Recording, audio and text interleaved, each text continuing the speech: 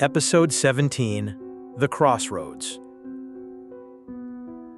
The tip of the Lekli spirit knife trembled in Plurring's hand, its cold light flickering.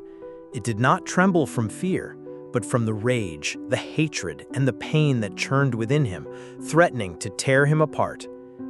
He stared at the woman before him, the woman he had just admitted to himself that he loved, the woman for whom he was prepared to die, and this same woman was the flesh and blood of the monster who had taken everything from him. Why? His voice was hoarse and broken.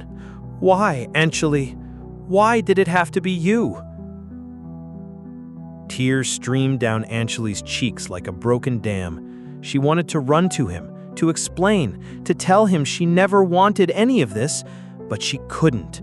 She was paralyzed, pinned in place by his empty, razor-sharp gaze. I'm sorry, Plurring. I'm so sorry, was all she could say, her words broken by sobs. I never meant to deceive you. I just wanted to run from my family, from the destiny my father had planned for me. I don't want to be like him. Run? Plurring let out a laugh, a sound that was cold and mirthless. You ran right to me, my father's enemy. Do you think that was a coincidence? Or was this his plan all along, to send you to find the artifacts, to send you to make me lower my guard? No! Anjali screamed in denial. I ran away on my own. I knew nothing about you until the night you told me your story. That night was the night I realized my own world had already been destroyed. The sincerity in her voice made Plurring hesitate for a moment, but the fire of vengeance that had smoldered in his chest for over a decade was too powerful to be extinguished so easily. But you still lied to me. You let me believe our mothers were friends. You let me love you. The word love shattered what was left of Anjali's heart. Then kill me, Plurring, she whispered through her tears. If it will ease your vengeance, if it can atone for what my father did, then kill me now. I would rather die by your hand. She closed her eyes, accepting her fate. Plurring looked at the sight before him, the woman he loved offering her life to atone for her father's sins. The hand holding the knife trembled more violently now, harder. He should do it. He had to do it. Wasn't this what he had waited for? The chance to destroy everything connected to his enemy?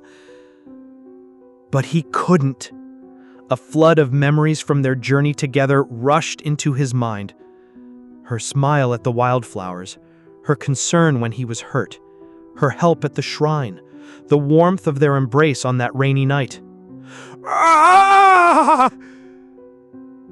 A raw scream of unbearable anguish tore from Plurring's throat. He turned the blade away from her and plunged it violently into the earth beside him. He stared at her once last time. The look in his eyes no longer held just hatred, but the profound pain of his decision, a choice on a path from which there was no turning back. My path and your path can never cross again, he said, his voice as cold as ice.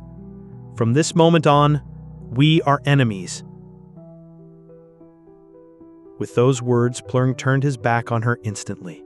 He forced his broken body and shattered heart to run, fleeing from her, from the truth, and from his own heart, which was weeping tears of blood. He ran without destination deep into the forest, leaving Anjali to collapse behind him, sobbing as if her heart had been torn from her chest, alone in the silence of the woods that had just witnessed a parting more painful than death.